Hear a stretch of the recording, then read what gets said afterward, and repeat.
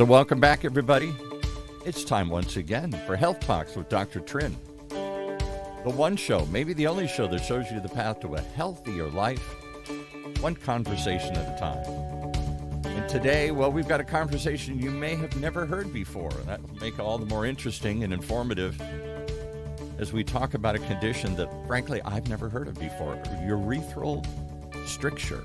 And talk with a patient who's been dealing with this for some time and the steps and ideas he's taken to live with this, to get through all this. So let's get things rolling with Dr. Trinh, who's going to kick us off and bring everybody in here. Welcome.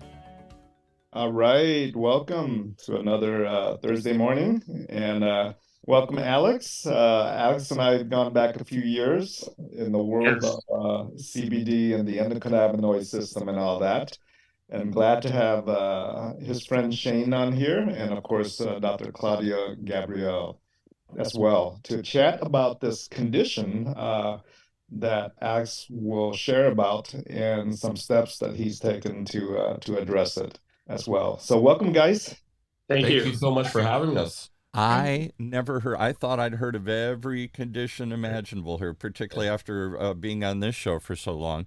You got one I never heard of. So let's explain what this condition, it's urethral stricture, like a constriction. So let's explain what this is and how do you get it and how many people have it and what it's all about. Let's start with an overview. Awesome. First, I want to say it's a pleasure being on the show, and thank you for having me and us on here. Yeah, pleasure to have you come out and talk about something that I've never heard anybody talk about before.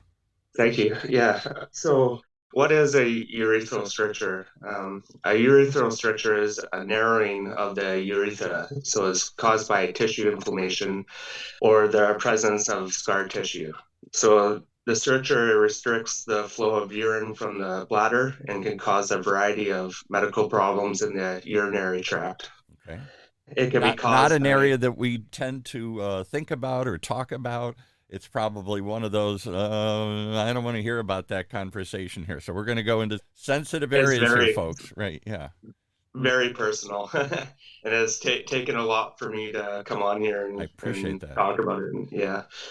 So, yeah, like it can be caused by injury, even catheters or scopes, infections, and certain non-infectious forms of urethritis.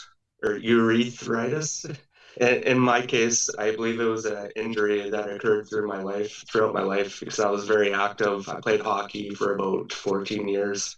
I had a few injuries down below that could have caused it. I haven't really found a direct cause for it because I've been living with it for more than half my life. So if you get an injury, I hate to say it, the hockey puck hits you in your, as my grandson loves to say, my private parts, but you get hit someplace, which is extremely painful. I remember once in a screwing around with something, I got a basketball or something, I got hit in that area once really hard, a collision. Oh my God, it just doubled me over here. It just like takes the wind right out of you. Yeah. Right. Okay, so injury can cause this, or even a catheter. That's scary, because obviously there are surgeries and other sorts of things. They insert a catheter, which is always just sends chills up my spine as a man. The idea of sticking something up my, dare I say, my penis here to have urine come out. It seems like somewhat of a phobia for me. Oh yeah, really? I can hardly even say it. Just it chokes me up to even think about it here. But that's what you do, right, doctor? What kind of surgeries require this, Dr. Trinh? My father used to have. He'd go in for something and they'd put a catheter in him here, so they didn't have to get up and go to the bathroom. Yeah, it's a surgery done by a urologist with that, but there's some dilation involved of the stricture and things of that sort. But there's not a lot of, this is not a very common thing. So, I have statistics on that. Please, is this something rare? Is this something common that's not talked about? But obviously, it's men we're talking about. Can this happen to women too, or something? Yes, it's more prominent in men, but it can happen to women as well. Okay. In 2022, a report from eMedicineMedscape.com showed the annual incident rate of urethral strictures estimated to be from 200 to 1,200 cases per 100,000 population. And it was dramatically higher rates in people older than 55. Yeah, I would think because what other sorts of things can happen to injury be one? What other things can constrict the flow of urine out? What is it that can cause that?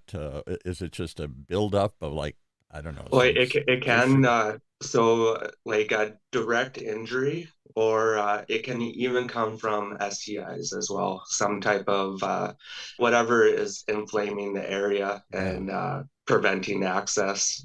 So when I had my cystoscopy, which is what I don't know what that yeah, is. that's technically a thin catheter with a camera on there. Oh my, So they put it in and to see where the issues are, where's the and they blockage? Right? Yeah. there's a blockage. They couldn't enter my bladder, so they said that it was a pinpoint urethral stricture, and they actually assigned me to a surgery called direct visual urethrotomy. So that was going Easier for to you to say than me here. I don't even. So basically, there's Mhm. some blockage, there's some constricture from your Yes. bladder that prevents urine from flowing out. What happens when the urine doesn't flow out? Does it just build up? Does it cause So pain? Does it? that's a good question. Yeah, the symptoms and signs are decreased urine stream, incomplete bladder emptying, spraying of the urine stream, difficult straining or more frequent urination, and urinary tract infections. And I have experienced all these throughout my life. Let's break down some of those here. Urinary tract infections. I've never had one, but I know that Okay. my late mother and her late sister, as they entered their 80s and beyond, used to get urinary tract infections all the time. And I Yeah, went to their doctor and I said, why? And they said, because at some point they're just not, this is going to sound horrible again, we're going to get graphic. They just don't wipe very well. They're right. old and this stays there, your feces or other sorts of things, and you get infections. And apparently it's more common with women than men. Yes. But one of the side effects of a simple urinary tract infection, it seemed like it was the flu. They'd get a mild fever and some other things, is, to Dr. Trin's world, is they would get out of it. They would have episodes that looked like they were having Alzheimer's. They would act. What would you say, Dr. Trin? They act like they're losing it. Delirious, Yeah, like acute confusion, acute delirium. confusion. Yeah, right, exactly. Yeah, yeah. That's a sign of the infection going systemic as well. So that's why they were having the mental changes, because the infection gets into the bloodstream. So it can be very serious. And of course, at their age, they're just saying, well, they're having dementia, and that's to be expected. And then, yet the dementia would clear up magically when the infection would clear up. And so Mhm. we had to begin to try and dissect. And what we thought was a simple thing, just go get an antibiotic, had very serious side effects and certainly visible consequences beyond just feeling like they were sick and had the flu and had a mild fever here. So Dr. Claudia joins us. How did you come into this conversation, and what can you add to what we're talking about here? Yeah, well, I was invited by Alex through Alcoviva. I've been recommending alkaline ionized water since 2010 when I was introduced to it by Barbara Brown and Dr. Tom Taylor of Whole Life, Whole Health. And I was in the middle of my health crisis when I went to their seminar and I learned about alkaline ionized water. And ever since then, I've been recommending it to every patient, family, friend, because it really makes a difference. And we'll get into that in a moment of how it can make a difference here. And I've got some ideas and experience with that as well here. So let's finish the story. How did you discover that you had this? What were the symptoms over what period of time? Take us through that journey. All of a sudden, your urine spraying out. I guess it's like a garden hose that's constricted. It's shooting all over the place here. Or it's not coming out at all here. Does that lead to pain? Does that lead to backup? Does that lead to other It things? Yeah. Yeah, it's very uncomfortable. I was always the person if I'm going on long car rides, I'm like, Yeah. oh, please, you got to stop over or pull over to the side. And I was that annoying person that had to do it more than once. It's very uncomfortable, and there has been lots of pain. When I was younger, I did see urologists, and they did all the X-rays and CT scans and all that, and they really couldn't find anything. They didn't do any direct like cystoscopies because I guess I was too young, and they kind of just treated it as, oh, you have a UTI, so go on antibiotics and that. So like, So there's just saying it's inflamed for some reason. Take an antibiotic, the inflammation will go down, the flow will pick back up again here, and no problems here. So is it? and yeah, so what happened was like my symptoms were relieved with antibiotics, but unfortunately it just came back throughout my life. So wasn't too sure what was going on, and I just kind of had to live with it and find alternative ways. I've lived a long time without a family doctor, so I've kind of had to figure things out on my own. Yeah. And We've talked about that a lot. We're guys. We don't go see the doctor. Come on. I just tough it absolutely. out. I'll get over it. Nail on the Suck head. it up here. Yeah, exactly here. And so, over a period of time, when did you first start experiencing this? As a teenager in your 20s? Uh, You don't look yeah, that old now here. You look, you know, I'm turning 37 at the end of this oh month. my goodness. I would have said 27, but okay. All right. Well, thank you. It would have to be my early teens that this has occurred, and it was only diagnosed last year. And that's a time when guys are cruel to one another here. What's the matter with you, buddy? Hey, come on. I was going to say Yes, my late sir. father was a stickler. Once we get in this car, we're not stopping for anything Yeah, here. Got to go to the bathroom. You better go now, buddy.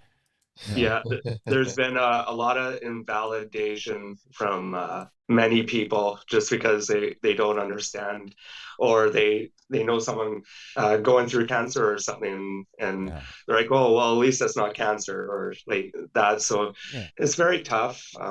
Not a lot of sympathy from your male bonding buddies here saying, "Oh, I get it, man. I understand. I'll accommodate you here."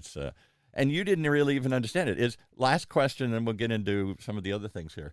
Dr. Yeah. Trinh, is this commonly misdiagnosed? You're a doctor. Would you catch this right away, or would you guess it's just a urinary tract infection or something? Yeah, it wouldn't be the first thing I think of. I want to kind of dig into my research of things that have helped me relieve the symptoms. Okay. And I think it could help a lot of people going through this that haven't necessarily gone through the surgery yet. And this isn't curing it. This is just handling it. Absolutely. Mhm. Yeah, it's not curing it.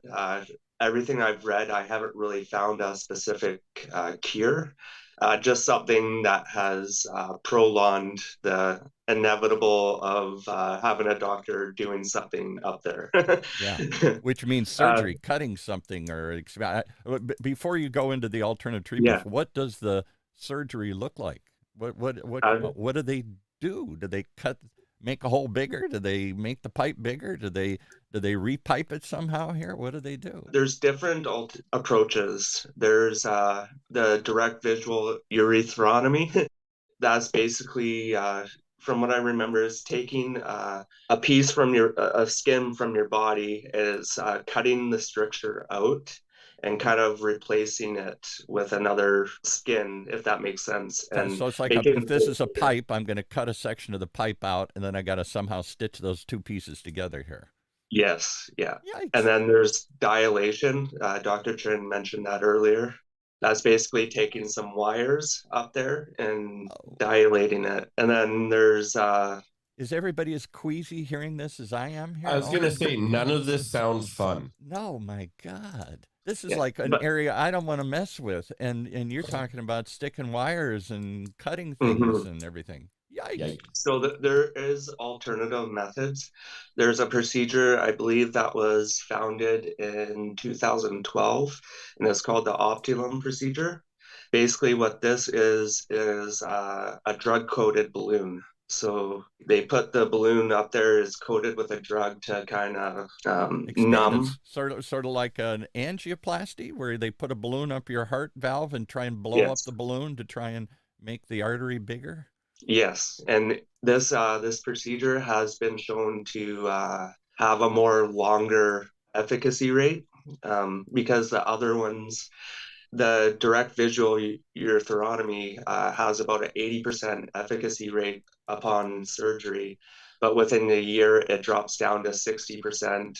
You And go through all this, they stick a wire up my penis here and all these things, and all of a sudden, a year later, 60% chance it's going to work. I got to do this again sometime. Yes, and this is what people are going through. They're going through many surgeries because the stricture reforms, and with the Opulum procedure, it has shown to be longer than 2 years, and there hasn't been any adverse effects as of yet that I know of. All right, last question. I'm sorry to keep delving into this, but you opened the door here, and my imagination's running wild here. Any other side effects of this? Is there sexual performance issues? Is there anything else that you run into? Do you I'm become glad sterile or something here? I can think No, of I'm glad you brought that up because that was a concern of mine, and I'm proud to say that my wife will be giving birth in June this year. Yay, And congratulations. thank you. The world Yes, needs more people like you, so I'm happy that you're doing that. Good for you, Alex. yeah. thank you, Shane. Because I would Yes, think, we're again, maybe this is just an unspoken fear, Dr. Trinh, but you start messing with that area down there, I start thinking of all the other things that can go wrong too. And particularly if I was a young guy looking to start a family or whatever here, all those things would enter my head here. So that doesn't necessarily lead to sterility or sexual dysfunction or anything else here. It's just the flow of the urine is impacted here. yes, yeah. Okay, well, thanks for addressing that. I'm sorry to get really personal here, but those are the things going through my head here. All right, so Shane, who's Shane here? What's Shane got to do with all this here? Nice. I appreciate you asking. I've been friends with Alex for quite a while now, well over a decade, and we've been through a lot together. I've learned so much about the endocannabinoid system and CBD through Alex and I guess proxy through Dr. Trinh. So I am grateful to be a part of this conversation. I've been in the hydrogen industry since 2013, so 10 years now.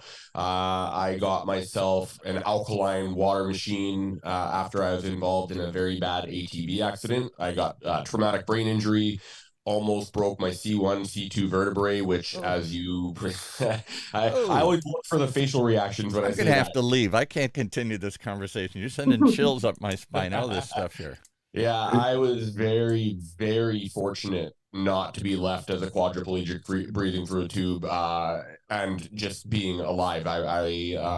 Fortunately, I experienced a bit of vertigo naturally, as well as my biggest challenge was aphasia. So for those that don't know what that is, I've heard the term. Yeah, I knew what I wanted to say. My cognitive function, my memory is all good, but it would kind of come out as like a whole sentence in one word. It would just be like garbled out. So I had to actually, go through little monotonous exercises of teaching myself how to talk again, like 3-word sentences, 4-word sentences. I know it was pretty hard on that because I like to talk.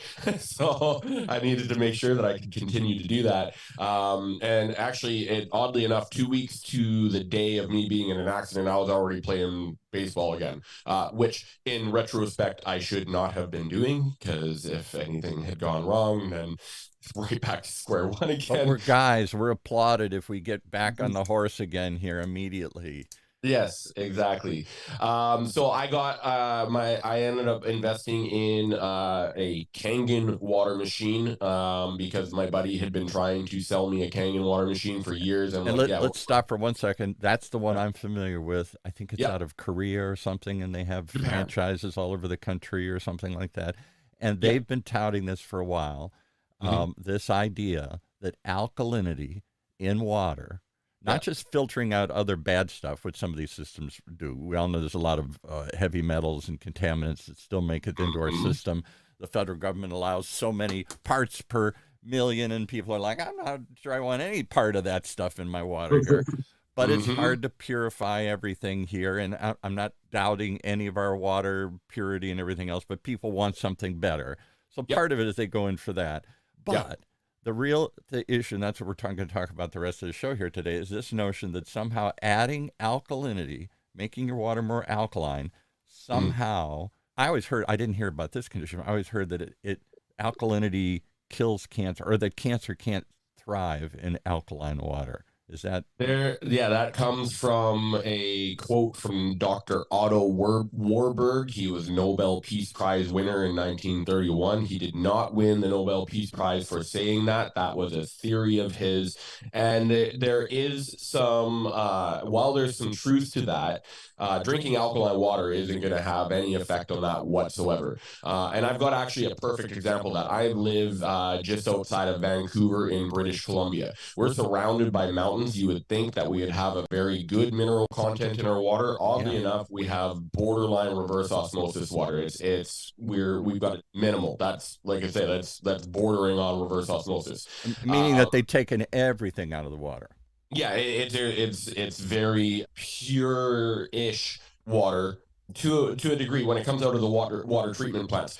One of the problems that we have, and this is everywhere, the piping from the water treatment plant to your home, that's got all sorts of things that are then leaching into your water, like you already mentioned earlier, heavy metals. It's actually been studied and recognized that there's a heavy amount of lead in our water. And I mean, I live in BC. I hear it all the time. Oh, we got the best water in the world. I'm like, in comparison to what? Flint, Michigan?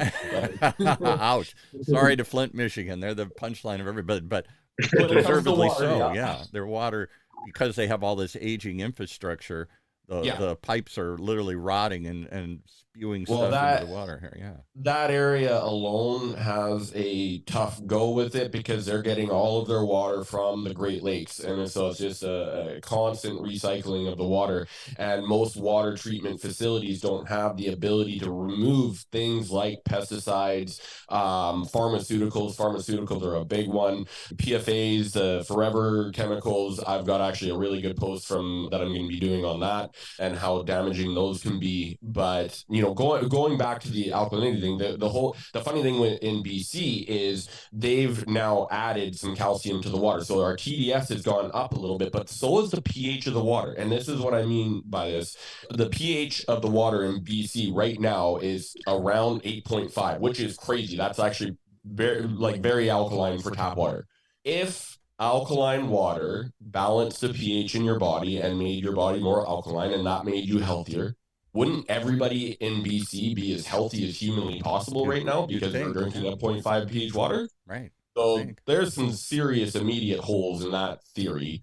And that's really what led me to where I am today, and led me away from Kangen and to Alkaviva because, one, their purification, their filtration with the Alkaviva machines are phenomenal. And that is absolutely crucial. The magic of what is done in these machines is creating the hydrogen-rich alkaline water. Let's not get that confused. The hydrogen is going to reduce oxidative stress, permeate your cell membrane, increase mitochondrial function, among which lead to a whole bunch of other benefits for your body. It has nothing to do with the alkalinity, but the water must be purified before it goes through that process. So that's one thing I really like about the Alkaviva machines. They come standard with 16-stage dual filtration, with options to go up, options to remineralize the water like you would need to in British Columbia when it's so minerally depleted. And they've got a technology inside the machine that maintains the electrolysis plates properly so that you are guaranteed a lifetime of hydrogen production. And again, it's the hydrogen in the water that you're looking for. The alkalinity is not changing your health. It's going to taste better, but in terms of actually balancing out your pH, that's a big, huge myth. Okay. All right, so we're going to delve into some of this because that's what the Kangen machines and all those other things, it's the alkalinity in the water. Is there any support of that, Dr. Trinh, that the idea that I always heard it with cancer, that cancer can't grow or survive or thrive in an alkaline environment. Is that a myth? Is that any support for that? Yeah, cancer thrives better in an acidic environment. We know that for sure. Mm-hmm. So the question I would have is, are there studies showing health outcomes outside of the lab, outside of the, what we see in the lab? Are there studies in humans showing that if you drink the water, right, whether it's alkaline or whether this is hydrogen rich, that there are actually, health outcomes? Are you reducing blood pressures, diabetes, cancers? That would be kind of interesting to see. I don't know if there are. Do you know, Dr. Claudia? Well, what I do know is we are alkaline by nature, but acid by function. So the most you can do to increase the alkalinity inside the human body, inside your cells, is very important.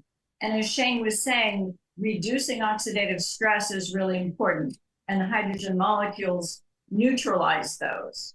But eating more fruits and vegetables, that increases your alkalinity naturally. I actually disagree with you, Shane. I do think the alkaline water is helpful. Fair. And not just the hydrogen ions, because I've done, my own studies with my own patients, one by one, and I've seen incredible impact. Now, can I say that's only H2, the hydrogen molecules or the alkalinity, but I do know that alkalinity has a lot to do with how the body heals.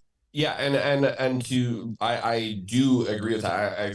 It's kind of a hard thing when I'm explaining that. It's more that I'm putting emphasis on the hydrogen in the fact that that's at a cellular level where you're going to see bigger benefits. I'm not saying that alkaline water isn't good for you. There is a benefit to alkaline water. Your pyloric valve is pH sensitive, so the alkalinity will allow for quicker absorption. That's a huge benefit on its own. What I mean, though, is the alkalinity in the water isn't solely responsible for changing the alkalinity or the pH in your cells in your body. That's kind of what I was meaning. I was just more putting the emphasis on the hydrogen above the alkalinity, because I do believe that's the more important factor of it. Well, the other important thing with ionized water is you're breaking down the clusters of water. Water tends to be ionic and it likes to clump. So when you put water through your ionizer, it actually breaks it into smaller clusters, about 5 to 8 molecules, as opposed to 12 and above, which is what standard water or dead water is. So it's like living at the bottom of a pristine waterfall. When the water comes down a waterfall or a river with lots of rocks, you're breaking up those molecules into smaller clusters, which actually penetrate the cells and hydrate you. I have patients who come in and I give them alkaline ionized water, and within like half an hour, they have to urinate. And they're amazed because it's an actual natural way to detoxify the body. So there's actually multiple reasons to have an ionizer. It's, as you said, it removes a lot of the contaminants, and AlkaViva is the best company I've found. I had a convent unit before too, and the cleaning of it was just a nightmare. Every 2 weeks, you had to take it apart with the citric acid cleaner. But I do want to give the Kangen and Enagic people a lot of credit, in the Japanese, because they are way ahead of us in this kind of technology. They've been using alkaline ionized water in their hospitals for years, decades. Would to God that the United States and Canada get a clue, have alkaline ionized water for patients to drink. And when you make that, you're making the refuse water, so to speak, is acidic. They use that to clean wounds. I've used it to clean wounds in diabetics and have had incredible results, because you're actually sterilizing naturally without putting chemicals. Absolutely. And, the Japanese, started this whole technology, and I'm so grateful to them. I just feel like they haven't kept up with the technology. So the AlkaViva units are a cut above, because you don't have to mess with all of the cleaning and also the filtration. I look at the science. I want to see what contaminants are actually removed. And AlkaViva has done their homework. They have third-party independent testing proving that 249 of the most dangerous chemicals and pollutants are removed to a 99.9% degree. And this is an independent lab saying this. This isn't their own scientists in their own lab kind of fudging the numbers, which happens all the time in the pharmaceutical industry. We could have a whole discussion on that, which we won't today, but I don't mean to dominate this whole talk, but I want to really emphasize there's so much more to just H2 water. There's removing contaminants. There's making this water so it will hydrate and penetrate cells. Because if the water doesn't penetrate your cells, it's not going to work.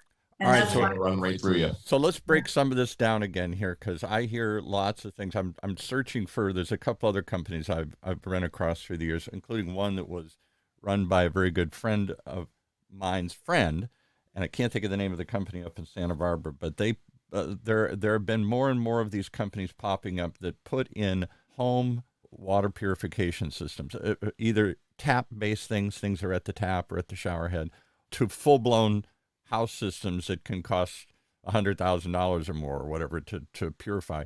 And they use a variety of ways to do this. Let's talk about some of those things here. One of the things, how do they remove, in addition to injecting, to ionizing the water, to adding more alkalinity to it? How do they do that, first of all? How do you add more alkalinity to your water here?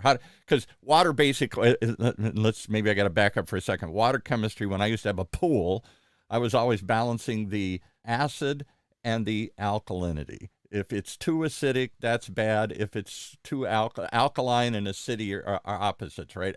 If I throw this alkaline powder or something in, it would absorb the acidity out of the water. And I ideally wanted balance. But if it's too balanced, then it becomes, like you referred to casually, dead water.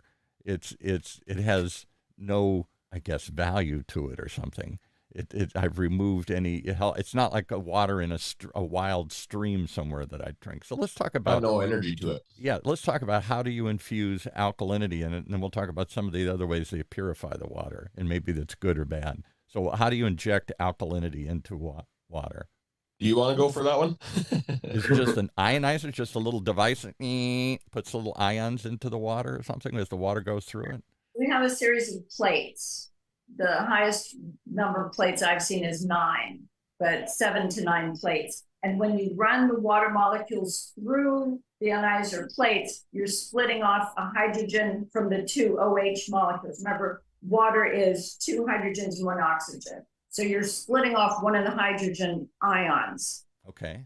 And that's what the electrical plates do. And the more hydrogen, the pH scale is a logarithmic scale of hydrogen. So acid, which is the lowest, like hydrochloric acid, or actually Coke, Pepsi, all sodas or pop, if you're in the Midwest, you say pop. Yeah, right.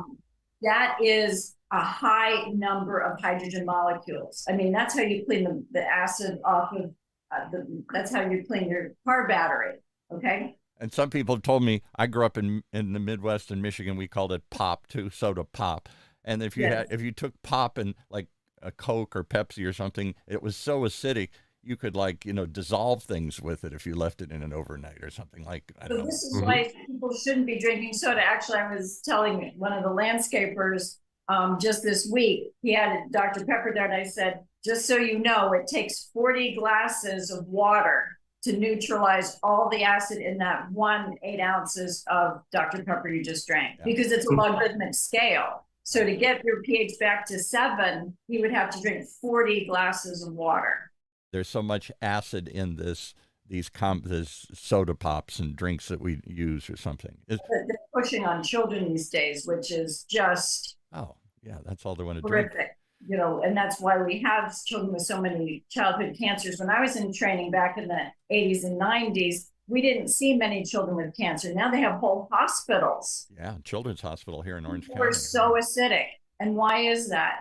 The food is very low on nutrients these days because of over-farming and big mega farms and low nutrient quality. And also what they're pushing on kids. They're pushing on kids all of the acidic foods, Coke, processed foods, all of the carbs, fruits and vegetables. I mean, a cucumber has the alkalinity of 9.5, just like the alkaline water. So if you want to get alkaline, eat a cucumber.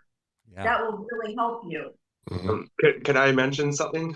Sorry to cut you off, Dr. Gabrielle. This kind of ties into what I've been doing to kind of alleviate the symptoms. Yeah, let's bring it back to exactly. Good point. We got so down the rabbit hole here. We're talking about this condition, and you found that this alkaline water did what? Well, before I talk about that, too, what she was mentioning, like foods as well. So I did research, and there's certain foods that you need to stay away from with a urethral stricture, and there's certain foods that you should be having. Okay. And I found, even through personal experience, nuts, eggs, dairy, alcohol, carbonated drinks, caffeinated drinks, even too much meat, fast food, spicy foods, all are things that we should avoid. And I've even tested it because I used to drink alcohol quite a bit and would have not so great experiences after the fact, even with carbonated drinks. And my last emergency where I had to go into the emergency because my urine flow was restricted. I couldn't pee for about 2 to 3 hours until I actually got to the emergency room. But I tried this different coffee out. Before that, I was completely fine. And then all of a sudden, an hour from drinking the coffee, my urine was restricted. So that to me told me like, oh, I should stay away from these things. And that I've worked really hard on doing that. And following a strict diet of foods that are good for the kidneys, bladder, urethra, and prostate, just to reduce the irritation of that.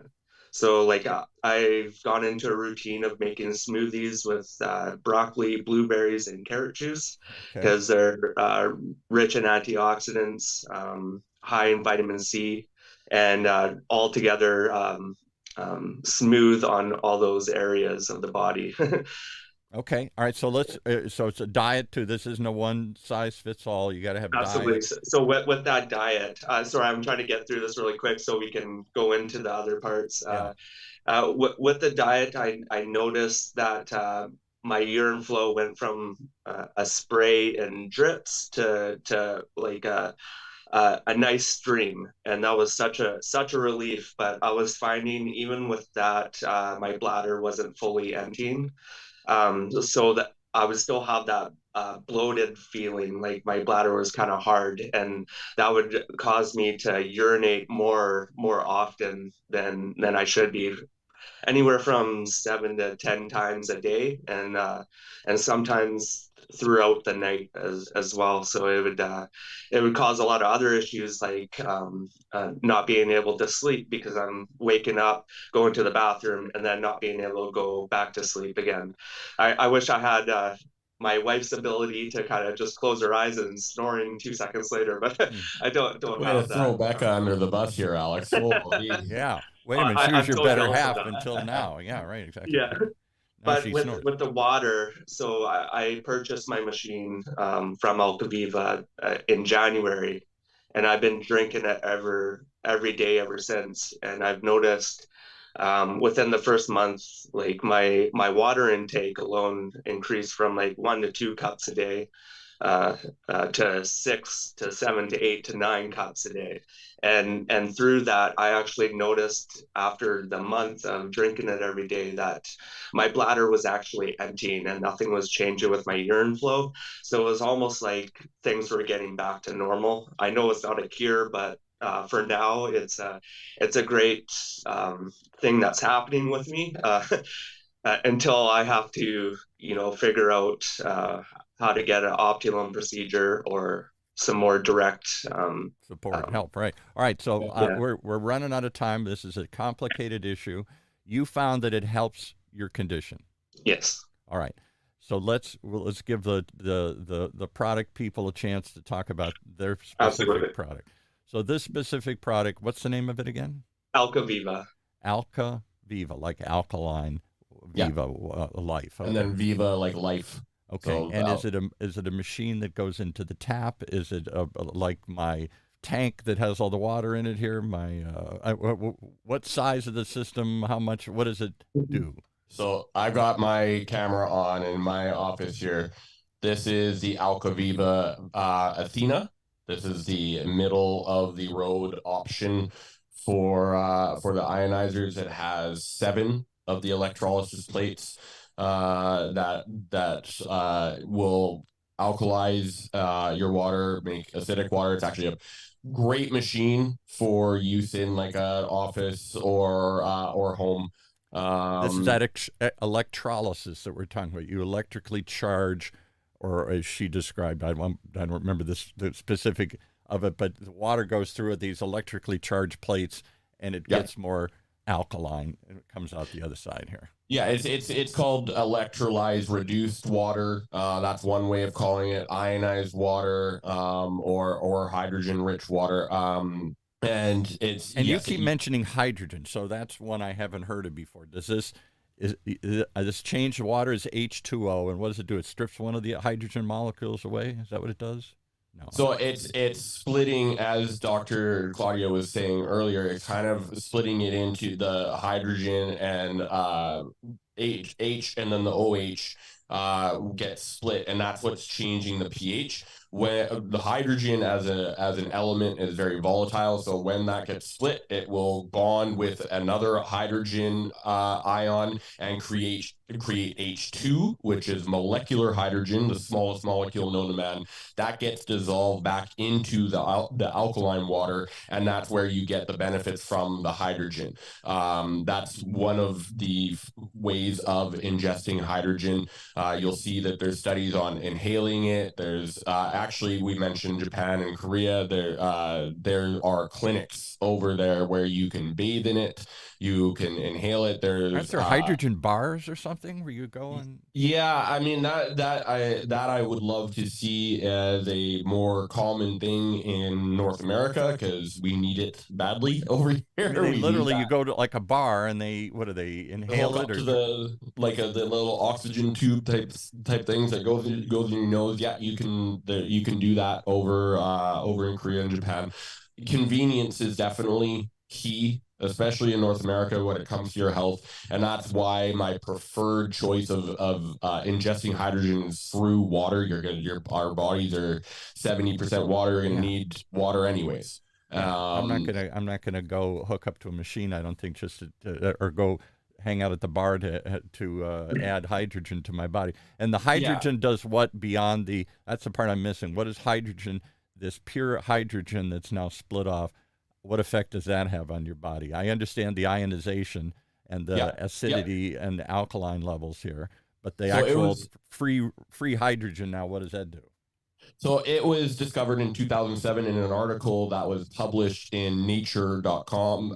Nature Medicine. It's nature.com now, because that's where everybody goes for their information online. That H2 is a unique selective therapeutic antioxidant. So what H2 will do is selectively scavenge the hydroxyl radical as well as the peroxynitrite free radical, but particularly the hydroxyl radical, as it is a byproduct of ATP production from your mitochondria, sorry. And it's like the exhaust to a car, and a lot of exhaust systems are messed up in us, and so the hydroxyl radical is at an all-time high. Hydrogen will find the hydroxyl radical and bond with it and actually convert it into water, which not only neutralizes the most cytotoxic free radical in your body, but it allows hydration at a cellular level, and also allows a very easy way for your body to expel the now neutralized free radical out. I hate to be crude, but you piss it away here, right? You piss it or sweat it right out of your body, and it's phenomenal. And Dr. Trinh, I always hear you talk about, and others talk about free radicals. These things floating. Radical allowance sounds dangerous. It's radical. But these free radicals flowing through your bodies that can what? Feed cancer or cause cancer or promote the growth of cancer? Promotes damage to cells and things floating around your blood with that. You want to find these things and flush them out. And one way is to bond them with hydrogen, which turns them into water. And it kind of sequesters it and sucks it up. So free radicals essentially is a promoter of aging. by damaging cells and inflammation as well. Because that's one of the other supposed health benefits of all these ionization systems, these alkaline systems. Is there any evidence that it does slow down aging, that your skin I'm so glad that you asked that. I actually have a study that I will be posting on my page. Probably I'm going to do it today just because we're talking about it. It's a study from 2022 that, so about a year ago, that shows support in how hydrogen will help with anti-aging and slow down the aging process. So there's more benefits other than just removing this bad stuff out of your system. It has some long-term effect because the cells don't break down, or the cells don't degenerate, or it's actually, there are studies that are showing that hydrogen will protect your DNA and RNA. It does this through increasing mitochondrial function, and it is also a cell signaling molecule, so it will tell your cells what they're supposed to do. And most importantly, hydrogen being the smallest molecule known to man, it will permeate the cell membrane and get in there. And so, you look at say a typical antioxidant like vitamin C, right. And you look at an antioxidant like hydrogen, and it's a lot like what Dr. Claudia was talking about with the cluster size of the water molecules. The vitamin C isn't going to be able to get to areas that hydrogen can. And so there's theory that the hydrogen is actually permeating the blood-brain barrier. I know personally, I've used it myself for physical injuries, and I know that it can permeate the skin barrier. But there's also a lot of repairing of your intestinal tract and your gut health, which then, as we know now, is a direct relation to your brain health too. So it may be permeating the blood-brain barrier, but it's also definitely helping with gut health, which is going to help with your brain health. Does this have anything to do with, I see people, we had somebody on one of these shows, like, what do they call them, hyperbaric chambers or something? You go in if you have an injury, and they somehow do what? They somehow surround you with oxygen or pressurize this oxygen so it goes into, you're in a pressurized chamber somehow here. I don't know if this has anything to do with that, if that is the same kind of theory. It's different. Dr. Claudia, do you know more? I personally don't know as much about hyperbaric chambers, so I don't want to spread misinformation here. Yeah. Kind of on the same wavelength. Hyperbaric oxygen puts you in a pressurized system, and it increases the oxygenation of the blood. So when deep sea divers come back up too quickly and they have bends, things like that, it's the same kind of idea, but you don't have to get into a big chamber for several hours and be brought down and brought up to do this kind of thing. But you're on the right track, Paul. All right. So in our final few minutes here, a lot of interesting ideas. Why isn't this common knowledge? Why is it still, there are manufacturers out there. You guys have mentioned one. We'll give you another chance to mention it again here. But there aren't millions of them. If I go up and down the street here in my neighborhood, I doubt anybody has one of these things. Maybe they have one at the tap level. Maybe they have one at their shower head. A few people might have one under the sink, a little bit bigger model. But this whole idea of taking the water that our municipal water districts spend a lot of time and effort to take everything out of, but the theory is they take too much out. It becomes dead water, basically. And it's not like a living stream anymore here, the kind of water that, we still search for here. An artesian well, where it's going through rocks and picking up minerals and everything else here. It doesn't have some of that living quality to it here. Why isn't this more discussed? Why isn't this more commonplace? I'll go to Dr. Claudia first. Why is this still something that we're all shocked to hear about?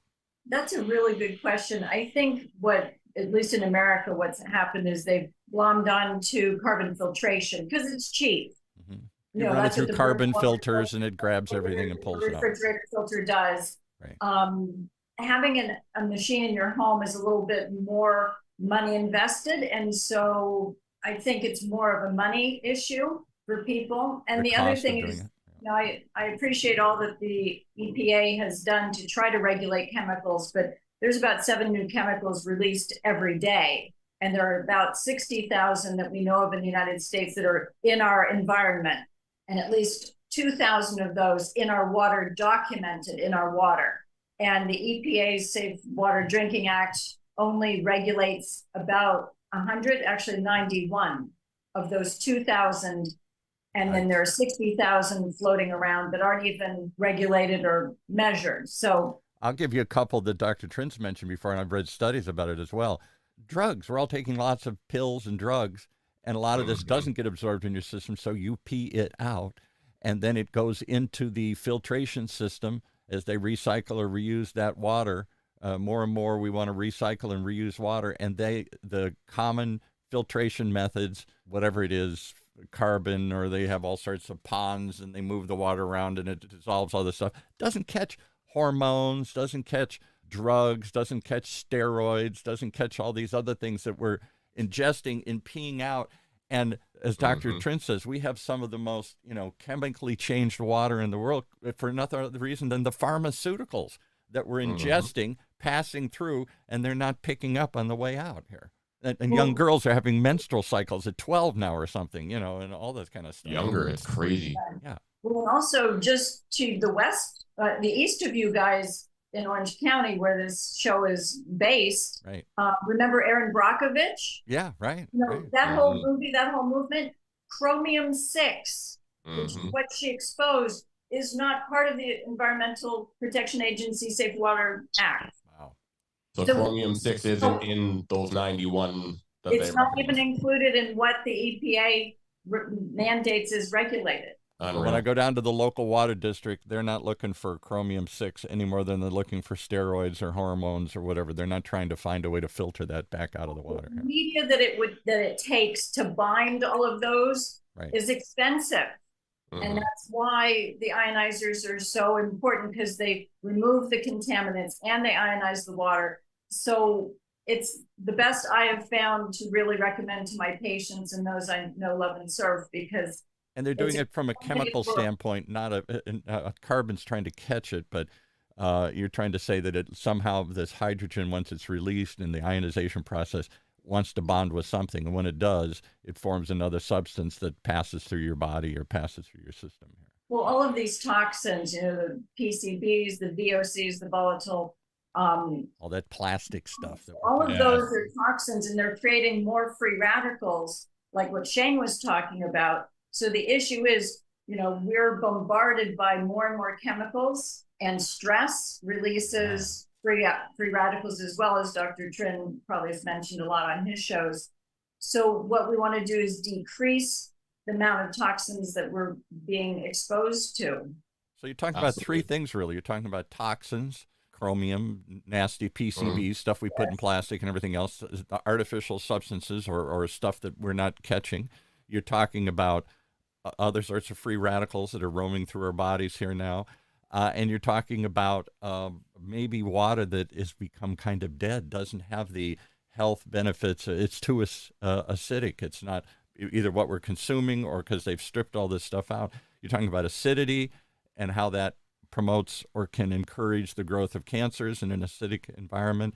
You're talking about stuff like chromium that I don't want in my body here. And you're also talking about trying to clean up other crap from all this other stuff that's entered our water system that we're putting into our bodies here. Sounds like we've got to put up a defensive shield. How do we go find this company to put into my house here? What's the value of my home health and my children's health and my own health here? You say it costs. That was the one of the main reasons I pushed my wife to hey, let's invest in one of these, because you're pregnant. We're bringing a life into this world. You need to be hydrated, because she was always like, I'm so dehydrated. And dehydrated, lack of hydrogen or water. Yes. Yeah, right. And so, if I may share a link to where please, people can look into this. Right. It is www.alkaviva, ALKIVA.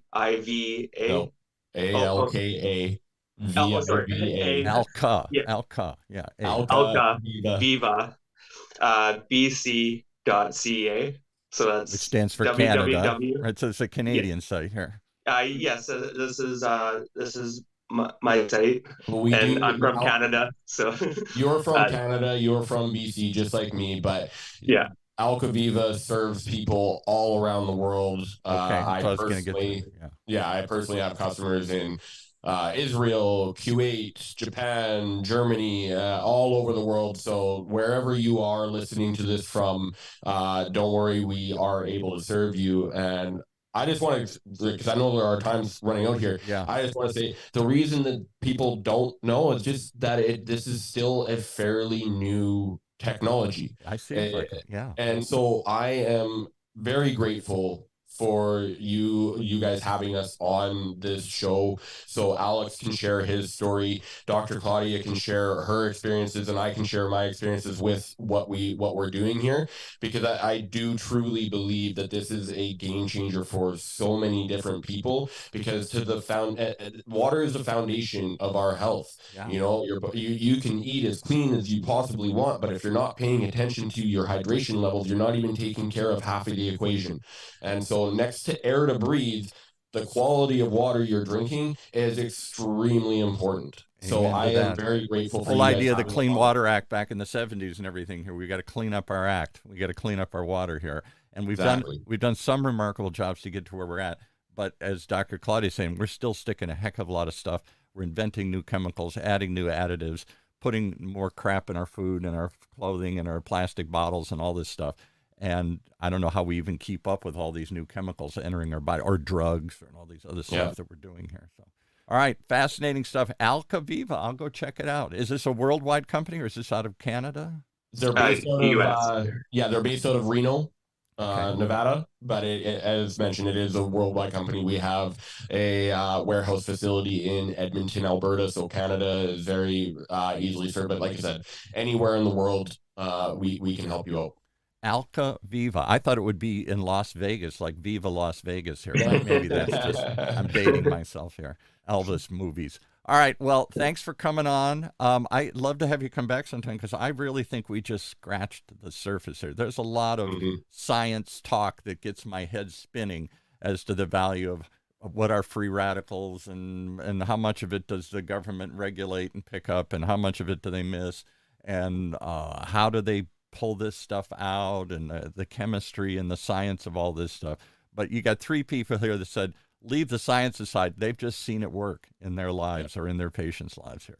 So and Dr. Trinh, the cool thing about all of this is, as of right now, there's around 2,000 studies on the benefits of this water, of hydrogen. More and more human studies are coming out. That's how science works. It starts with the in vivo, in vitro studies, moves on to animals, and there's a lot of human studies coming out. I know there's some on rectal cancer, Parkinson's, type 2 diabetes that are coming out too. So, just like they're coming out with, 6 new chemicals every day, like Dr. Claudia said, there's more and more studies coming out on the benefits of this every single day. There is a place here in Costa Mesa. I was trying to find it here so I could give them a shout out to, but they actually sell, it's like I won't say dispensary, a bar, a place. You go pick up bottles of alkaline water. They make, so if you don't have a system, they'll sell you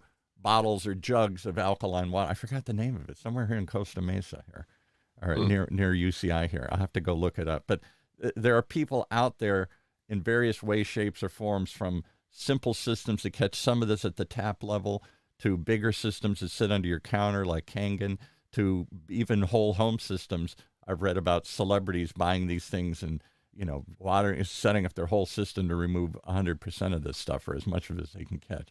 Yeah. It's really gaining traction, and I don't think it's gotten to the public awareness yet, but it's getting there, and shows like this will help. Alkaviva, just so you know, does have whole home filtration system options, as well as salt-free water softeners, and they're nowhere near $100,000. Okay. Like that's the ones I heard. 100%. I'm glad that you brought that up, because there are a lot of people that are looking for exactly that, but they think that they're going to be spending $15,000, $20,000+ to get it done. There are great systems that are available to you, and we're here to help. Okay. All right. Thanks for doing it. Alkaviva. We'll check it out. Take us out, Dr. Trinh. You find the most fascinating topics here. Thanks. And yeah, so I thank you everyone for coming on board. Very educational. Learned a lot more about hydrogen water, alkaline water. So I think I think my next ice bath is going to be with hydrogen water. There you Oh, go. yeah. There you go. Do it. Don't just Oh, take the garden Sure. hose and fill it up anymore here. Although that probably has a lot of minerals in it and chemicals. I'm so glad that you're an ice bather. I start my day with a 5-minute cold shower every day. Yeah, you guys are nuts, but he swears by it. I'm not disagreeing with that part. All right. All right, Thanks, guys. All right. Oh, thank you. Well, there you have it, folks. One more reason you got to tune in, because we're talking about stuff you may not know about, you may not have heard about. Stuff like alkaline water and hydrogen-infused water and the health properties and treating conditions like urethric constrictions, if I said that right. All sorts of things happening to us out there these days. We got to pay attention. We got to talk about more, which we do here in Health Talks. From our studio, streaming live, no pun intended, streaming live from the University of California, Irvine's Beale Applied Innovation Center.